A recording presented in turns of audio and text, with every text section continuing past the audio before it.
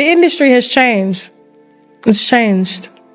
It's not funny, but it's quite funny because when they were waving, oh, they're better, they're this, they're that, but now all of them are on YouTube. All of them are on Patreon. We been did that over here. On the Real Housewives of Atlanta, she was the main one that was hating. They got this blogger lady just everywhere, and now Kandi is a blogger lady. And that's when the timeline froze. Because the second Tasha K muttered, the blogger just switched platforms, it wasn't humor, it was a declaration. A division drawn in permanent ink. Between the woman Kandi once was, and the version unraveling in real time. What sounded like petty commentary at first quickly curdled into something dangerous. Because behind the smirk, the laughter, and the savage delivery, was a suggestion sharp enough to rupture reputations. That Kandi Burruss didn't transition. She retreated. She didn't march into YouTube. She escaped to it. Not to reinvent herself, but to stay breathing in an industry that had started closing its doors. And just like that, the audience stopped chuckling. Whatever this was, it wasn't playful anymore. It sounded like an alarm. Because if even half of what Tasha implied was real, then this wasn't about content. It was about relevance slipping, influence draining, and a star desperately gripping the last rope before the fall. Within moments, the comment feed went feral. Was Kandi mirroring the new wave instead of leading it? Was YouTube her escape hatch? Was Patreon her safety net stretched thin? And then, Tasha rolled a recording that changed everything. Not just awkward, not just messy, explosive. It didn't simply bruise Kandi's image. It cracked open her home. And in that instant, Todd Tucker stopped being a partner and became fallout. Are you not going back to TV anymore? What's going on? Because, for you to sit on your podcast, knowing you got young children, you got children that are watching this and you want to brag about being almost damn near 50. And you got to bring somebody in the bedroom to help make up for your short husband in every way. She gonna blame it and say that Todd set up this whole... This wasn't just another live stream tantrum. It felt rehearsed like an explosion. The moment Tasha K leaned close to the lens and unleashed that opening sentence, the internet didn't scroll. It fractured. Not because it was chaotic. Not because it was vulgar. But because every word sounded aimed. Viewers knew instantly this wasn't satire. It was an indictment wearing a smirk. A stand-up routine dressed like evidence. And it hit with the force of paperwork slammed onto a marble desk. In her version, this wasn't reinvention. It was retreat. The story she wasn't really telling had nothing to do with platforms. It was about a star losing altitude. And while the chat box flashed non-stop, one name refused to fade from the screen, Kandi Burruss. As laughter emojis collided with fury, something shifted. Tasha wasn't performing anymore. She was putting a public persona on trial. A persona sculpted by primetime. Armored in reputation, polished by standing ovations, and allegedly, starting to splinter. The broadcast stopped feeling digital and started feeling like a distress signal, launched into the dark orbit of fame. Then her delivery changed. No punchlines, no playfulness. The temperature dropped. And that's when she went after the soul. We on the same level now. Except I've been doing this a lot longer than her. I said, you see how they be coming out here? I started doing skits, she doing skits. I don't care what y'all go back and say. This one here don't have no identity. Kandi does everything everybody else does. I have never seen anything original from her. Kandi moves like everybody else. I've never seen a single original idea from her, besides that voice. And even that doesn't impress me. The air shifted instantly. Not because of what was said, but because of how easily it landed. This wasn't teasing. According to her audience, this felt like a sentence being carried out. Tasha wasn't asking whether Kandi shaped the culture. She was daring people to ask whether Kandi still was the culture. And then the tone flipped. She didn't linger in harmless criticism. She didn't talk numbers. She didn't mention trends. She went straight to the core. Not the resume. Not the fame. The marriage. But she didn't strike head-on. She circled first. She reached into the place no brand survives untouched. The bedroom. A video queued up. Kandi's smile filled the screen. And according to Tasha, the truth didn't drift in heavy. It walked in light. Carefree. Unprotected. The words in the footage allegedly hinted that after years under cameras, there were no sealed doors left at home. What the audience braced for as gossip sounded more like a sworn statement. A reveal spoken casually, like nothing precious was being exposed at all. And that's what rattled people. Not the revelation itself, but the ease of it. And that's when Tasha lunged. First 230 said threesomes never work. That's not true. I done had a threesome and it worked just fine.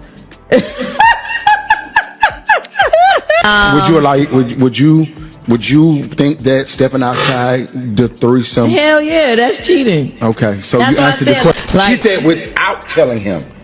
Meaning Okay, yeah, he's yeah. not knowledgeable Sis, that she going to get you a little cheating. shit turned up. Okay, sis, you cheating. You cheating. Right, thank you. This wasn't analysis. It was a sentence being handed down. And it hit harder because it wasn't explicit. It was ethical. With one line, Tasha flipped the story on its head. This wasn't about being progressive. It was about the collision between permission and deception. And just like that, the marriage stopped feeling like gossip and started feeling like a structure buckling from the inside. The footage looped again. And no one was laughing this time. They heard stress fractures. They heard jokes carrying too much weight. They heard a household pretending everything was fine while the walls shook silently. And viewers inched closer to their screens. Because Tasha wasn't finished. Then she dropped it. No build-up. No soft landing. She released it raw. According to her, Todd Tucker was no longer in a marriage. He was inside a shape with three sides. Not symbolic. Not poetic. Physical. She alleged there was someone else between them. Not orbiting. Not hovering. Standing dead center. A woman who didn't drift in and out, but allegedly stayed planted. Not speculation. Not fan theory. Routine. Vacations. Family settings. And a role heavier than side piece. Tasha didn't just speak it. She rechristened it. Wife. Not on paper. In practice. A word that hit like thrown concrete. Because it suggested something worse than scandal. It hinted at a malfunction in the entire design. According to her version, this wasn't a fracture. It was reconstruction. And Todd wasn't consulted. Then the feed froze for a breath. And Tasha aimed at him. Not with anger. With precision. She described a man no longer resisting, only surviving. A partner absorbing contradictions. Rules authored by hands that weren't his. A husband blinking under somebody else's spotlight, standing inside a marriage that no longer felt like shelter. She never called him fragile. She suggested he was depleted. The internet filled in the blanks. Then came the deeper charge. Not about romance. Not about bodies. Not about betrayal. About branding. Because Tasha wasn't claiming Kandi unraveled from emotion. She was accusing her of disappearing into production. That her life became packaging. That closeness became content. And conflict turned monetizable. And now, a business model. She alleged Kandi transformed every inch of herself into inventory. Voice, image, relationship status, bedroom. All uploaded into a system. And thumbnails. And narratives. And recurring payments. And what once felt like intimacy.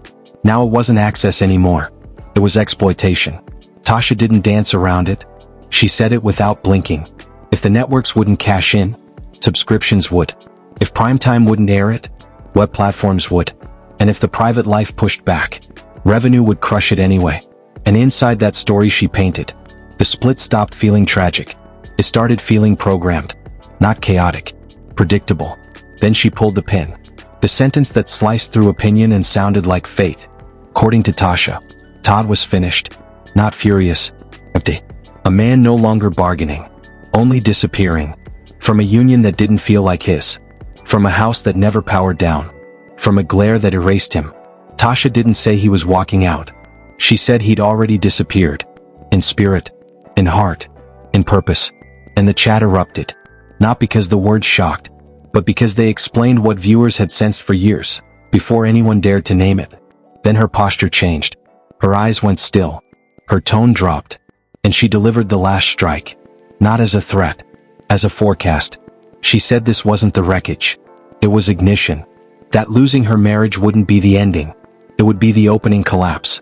Because when a life becomes content, the destruction doesn't stop at relationships. It spreads. Name. History. Power. Quiet. Everything. And her final words didn't echo. They landed. Not loud. Definitive. She said Kandi didn't tumble. She didn't drift. She hunted attention. And somewhere between her first upload and her latest stream, she traded her identity for engagement. And now, the audience wasn't watching drama. They were watching a disintegration. And if Tasha was telling the truth, this wasn't the finale. This was the pilot episode. By the time the stream went dark, People weren't debating whether Tasha K had crossed the line. They were locked on a single word. Wife. Not on paper.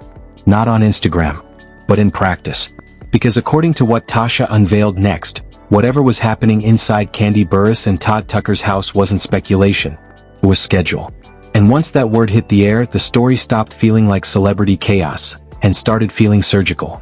This wasn't cheating. This was construction. Tasha wasn't describing a moment. She was describing a machine. Not a fling. Not a secret rendezvous. Not a midnight mistake. A design. A third figure woven into daily life. Not lurking in corners. Not buried in shadows. But allegedly, in the back seats. In boarding lines. In framed snapshots. On getaways. Near the kids. And if any of it was real, this wasn't heartbreak. This was substitution. The chat box blurred into motion. Nobody was posting. They were processing. Because the way Tasha delivered it didn't feel like gossip. It felt like windows being opened. And then she said it. No build-up. No apology. Not as speculation. Not as suggestion. As fact. No breath. No second guessing. No punchline. Only impact. Because once you say children, this stops being grown folk drama. This becomes nuclear. And the word wife stopped sounding metaphorical. It started sounding architectural. A blueprint quietly embedded inside a marriage. Suddenly fans started rewatching old episodes with new eyes. Every vacation. Every candlelit dinner. Every stiff embrace. Every extra silhouette in the frame. People weren't wondering who anymore.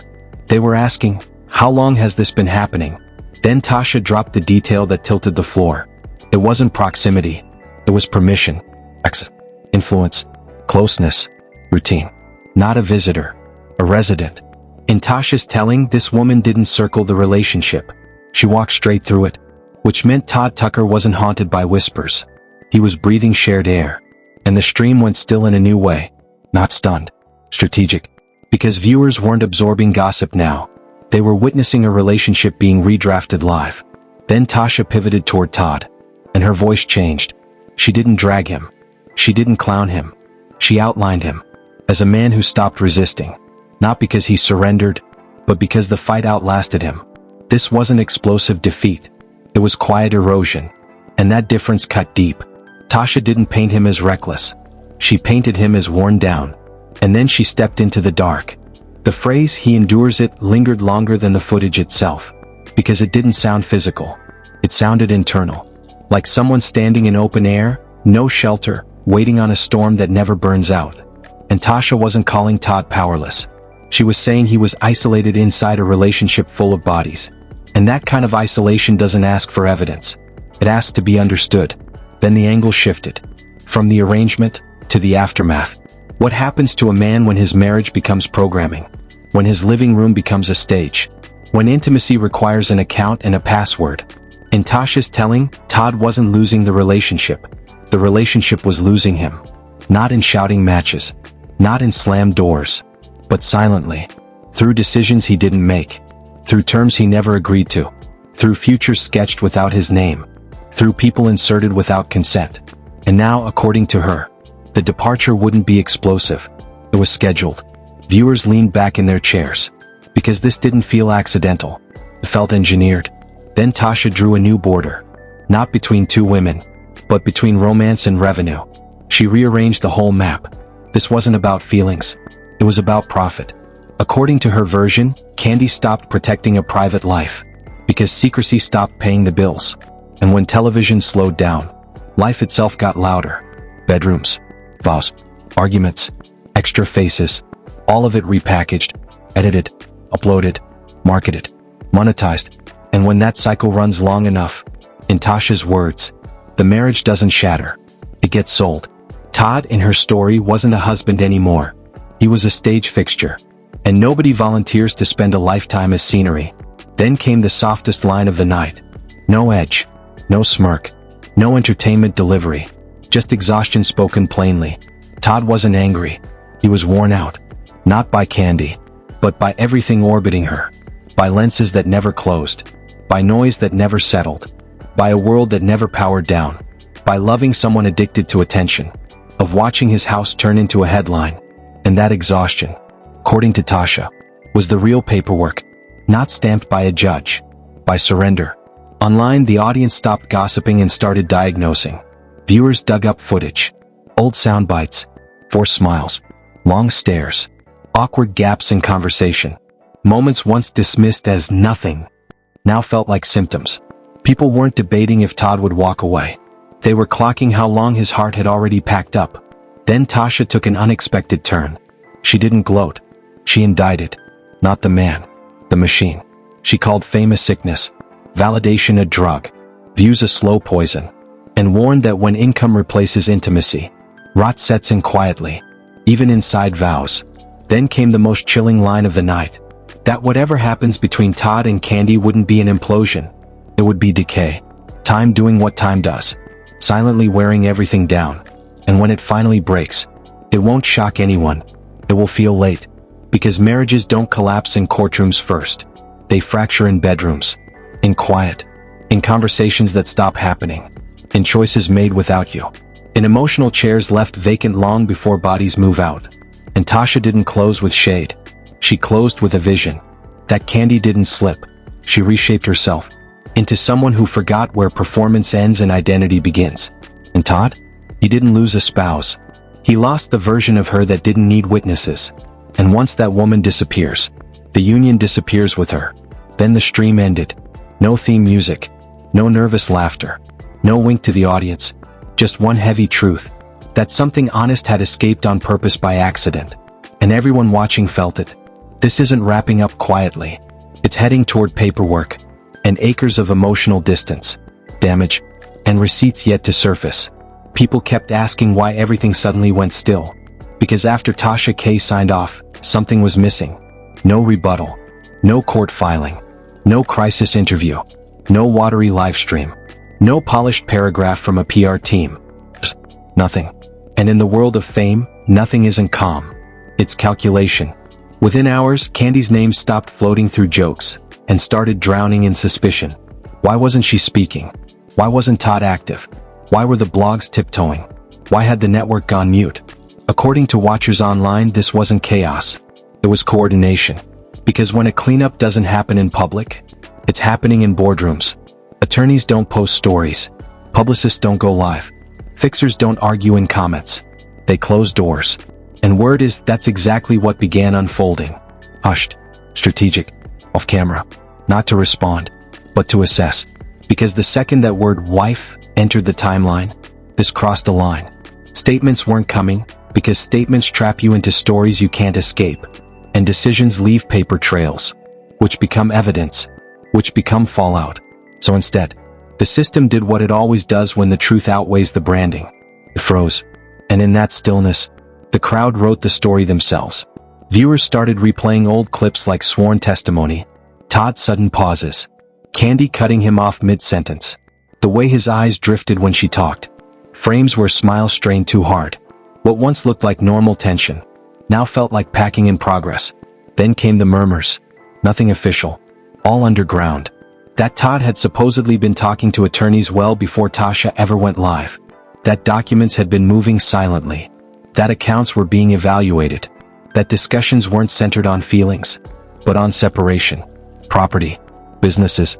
Revenue. Access. Who keeps what, when us disappears. Online investigators didn't wonder if legal help was involved. They were guessing names. Because in that industry, breakups aren't heartbreak. They're transactions. And the silence didn't sound like peace. It sounded like paperwork. Not regret. Not reconciliation. Forms. And the longer nothing was said, the more deafening it became. Then eyes shifted. Not toward Kandi. Not toward Todd. Toward everyone who'd been closest to the marriage. The circle. Because every public implosion is bigger than two people. It's an entire network tipping off balance. Friends go mute. Associates fade out. Relatives pull back. And that absence screams. Fans noticed who vanished first. Birthday tributes erased. Mentions dissolved. Encouragement gone. Group shots locked away. A chilling pattern. People weren't unfollowing. They were unfamiliaring. And according to digital detectives, that's the first sign of a social collapse. Not explosive. Gradual. The quiet removal of allegiance. The subtle change in tone. From ride or die to no comment. And when friends don't pick sides publicly, it usually means they've already done so privately. Then came the hardest part. Todd's energy changed. Not online. In posture. In photos. In facial expression. In everything between the frames. Fans swear he looks lighter. Not happier. Lighter. Like someone who's already let go. And that scared people. Because it felt less like divorce energy. And more like surrender. Not a man fighting to hold on. A man preparing to be free. Meanwhile, Kandi went quiet in a different way. Not absent, but controlled. Where there used to be openness, now there was strategy. Where there used to be spontaneity, now there was scripting. According to brand watchers, her presence didn't vanish. It tightened. And that's never random. That's protection. You don't tighten media presence unless there's leak risk. You don't rewrite captions unless there's narrative drift. You don't vanish from live discussions unless the truth is moving faster than you can manage it. And that's exactly what people felt. The story was outpacing the image. Then slowly, the blog started muting. Not criticizing. Not defending. Reframing. Softening language. Drifting headlines. That's how you know a story is being negotiated off camera. Because when media goes neutral suddenly, it means pressure was applied. And pressure doesn't come from fans. It comes from people with access. Power, resources, fear. The internet noticed. And when the internet notices silence, it gets louder. Comment sections became trial courts. Screenshots became evidence. Old clips went viral. Moments that meant nothing yesterday became indictments today. People slowed footage, isolated audio, read lips, compared timelines. And every comparison surfaced the same uncomfortable truth. The issues didn't start last year. They didn't start on Patreon. They didn't start with Tasha. They started when the marriage became content. When the cameras stopped observing and started feeding. Fans began saying what nobody wanted to say. This divorce doesn't feel sudden. It feels scheduled. Then came speculation around contracts, prenups, clauses, exit strategies. No documents hit the public, but rumors hit the bloodstream. Cast agreements, non-disparagement clauses, confidentiality terms, infractions, penalties. Suddenly, fans weren't talking emotionally. They were talking legally, which is always a sign the end is near. Because when relationships hit court language, they're already over. Then the shift in narrative began. Not from Tasha, from the audience. They stopped asking, did she cheat? They began asking, who becomes who after this? Because divorce at this level isn't just separation. It's identity redistribution. What is Kandi without Todd? What is Todd without Kandi? What happens to shows? Brands? Partnerships? Images? Everything has to be reintroduced, repackaged, and sold again. And fans feel that coming. Which is why the story feels unfinished. Because the fallout hasn't arrived. The preparation has. Tasha didn't spark chaos. She exposed it. And people know the difference. Chaos is loud. Exposure is quiet. It's the sound of light turning on. And everyone blinking together. The final shock wasn't a post. Or a response. Or a denial. It was the way nobody rushed to defend. Because when nobody jumps in front of a bullet, it usually means they know it's real. And once that realization sets in, the narrative doesn't die. It mutates into lawsuits, property division, custody rumors, brand warfare, and creative differences, statements that cover emotional warfare. Then insiders started whispering one sentence. Not officially, but consistently. This isn't ending with a filing. This is ending with exposure. And that terrified fans. Because once divorce hits this deep, it never stays just between two people. It drags history behind it. Old wounds resurface. Old receipts reappear. Old decisions unfold. And nobody comes out unchanged. Not Todd. Not Kandi. Not the people who stayed silent. Not the ones who walked away. Not the audience. Because when a celebrity marriage collapses this publicly, the fans don't just watch. They recalibrate. What they admired. What they believed. What they invested emotionally. Everything shifts. Trust breaks differently when it breaks with proof. And the scariest part? This story doesn't feel complete. Because silence isn't the finale. It's the setup. And when someone finally speaks, officially not socially, it won't sound like gossip. It will sound like legal language pretending not to be. And when that happens, the internet will not react gently.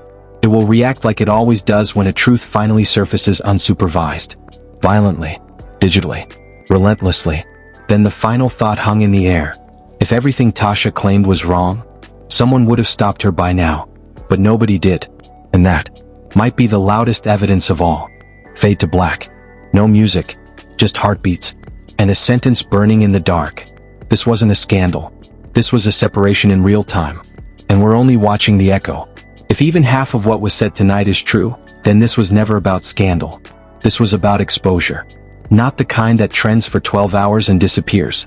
The kind that rots quietly until something collapses from the inside. Because what you just watched wasn't a gossip story. It was a marriage unfolding in public. A house with the lights still on, but nobody home anymore.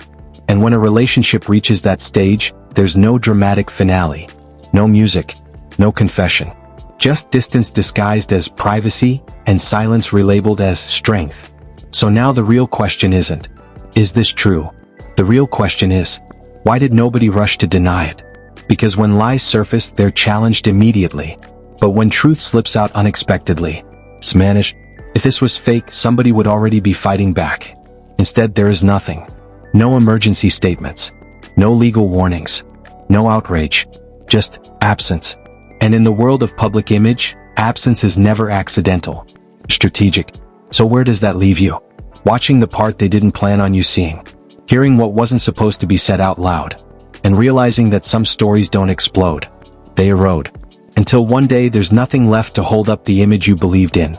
If you felt something off while watching this, that wasn't drama. That was recognition. Because some truths don't arrive loudly. They arrive cold. Now tell us what you see. Not what you hope. Not what you want to believe. What you actually see. Drop it in the comments. And if you don't want to miss the moment when silence finally breaks, subscribe. Because this story, it isn't over. It's just been exposed.